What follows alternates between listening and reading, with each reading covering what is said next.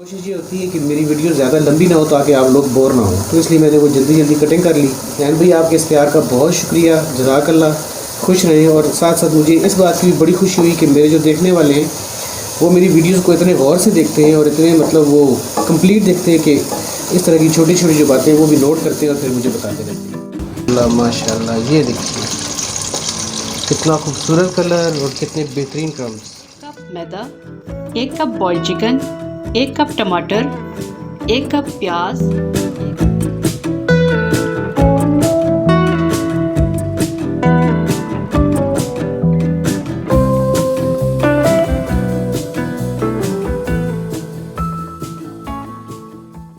बड़े पापा की रेसिपी के प्लेटफॉर्म से आज आपके साथ बड़ी ज़बरदस्त रेसिपी शेयर करने आई हूँ। ये वाकई ज़बरदस्त है। तो ये जी हेल्दी सैलेड में क्या क्या चीज़ें शामिल होंगी, उसको जानने से पहले आप मेरे चैनल को जल्दी से सब्सक्राइब कर लीजिए।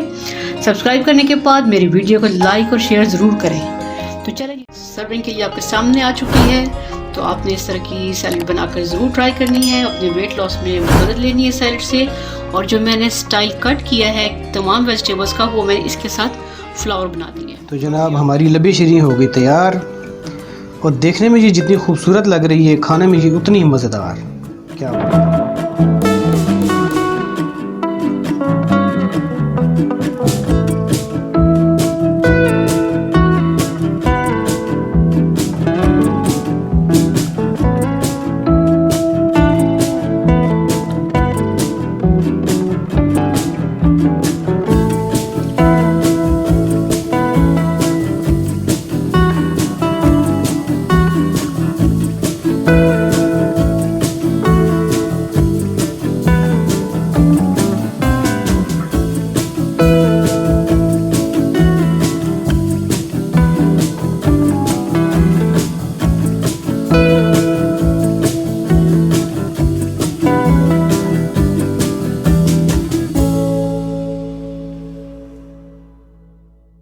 मैंगो डे की तीनों रेसिपीज़ रेडी।